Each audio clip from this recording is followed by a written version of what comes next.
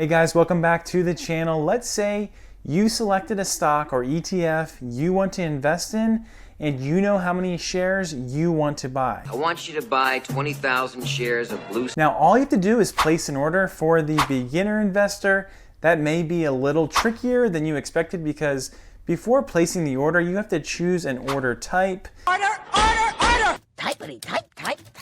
I'm going to explain 4 stock market order types and when you might consider using them when purchasing stocks or ETFs.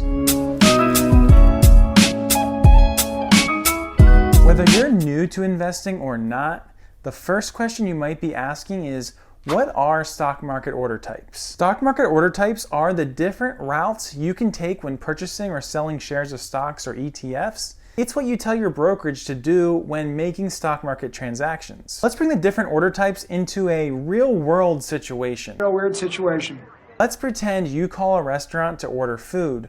When they pick up the phone, the first thing they will ask is dine-in, pickup, or delivery. You are letting them know how they are getting your food to you and at what price.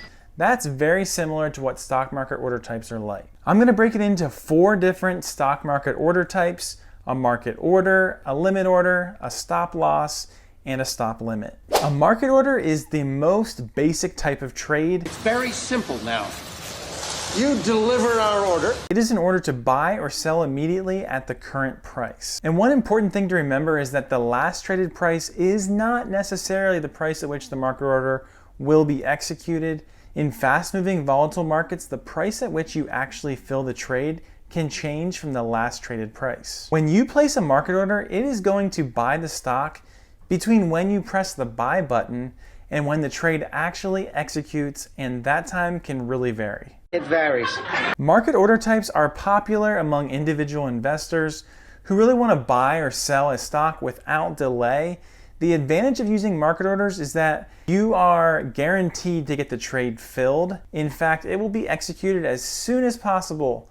Although the investor doesn't know the exact price at which the stock will be bought or sold, market orders on stocks that trade over tens of thousands of shares per day will likely be executed close to the bid-ask prices. So some investors can get themselves in trouble with something called pump and dumps. Your first pump and dump. When in seconds, stock prices can skyrocket or plummet even in less than a second. This isn't something to worry about though, but is more common with penny stocks or when there is news or earnings reports occurring. Steer clear of those penny stocks. The next order type is a limit order. This is when you are saying, I want to buy this stock, but there is a limit to how much I want to pay for it. Frank, you always pay too much. This is way too much. So let's say we have a stock trading at $25 and you put in a limit order for $20, meaning $20 is the maximum amount you are willing to pay. The trade won't execute until it goes to or below the price that you specify, so in this case, $20. When you sell with a limit order, same idea. You're saying, I want to sell this stock, but there is a limit for how long I will sell it for. I will only sell it if it is above a certain amount of dollars, let's say $30. And for this sale, you are saying, I will sell it at that price or higher. So let's say you bought the stock at $20. Now, when you put a limit sell for $30, your stocks will start to sell when it hits that price or higher. One thing to note is that your trade isn't necessarily guaranteed to fill completely, as the price can change. Also, your trade can fill in different parts at different price points. Your account summary could show several different buys that are off a few cents of each other. That is because your order has filled in multiple parts at multiple price points. The next order type is a stop loss. Stop! It's his loss! This is when you are willing for a stock to go up to a certain price before you're willing to buy it. Maybe I don't want to buy a stock because I want to see where this stock is heading, so I wait for the stock to start trending up. So for example, I would set a stop for $11, and that means once it hits $11, I would be pretty certain it is trending in an upward direction. So that order, once it hits $11, would become a market order and it will be bought at the next available price. When you use a stop loss order to sell, this stock market order type starts to make a little more sense. You use a stop loss to prevent yourself from losing money if the stock price drops. Essentially, you are stopping a potential loss, hence a stop loss. So there are two scenarios where it might make sense to use a stop loss when you are selling. The first scenario, you bought in at $11 because the stock is trending up, but for whatever reason the stock starts dropping.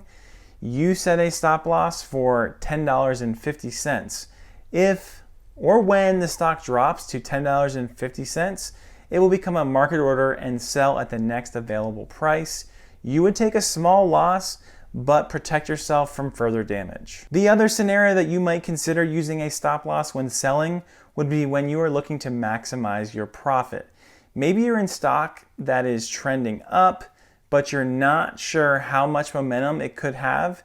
You set a stop loss to sell that is slightly below its current value, but at least you won't give up all your profits. The last stock market order type is a stop limit. Stop. Limit. This type of order combines the features of a stop loss and a limit order.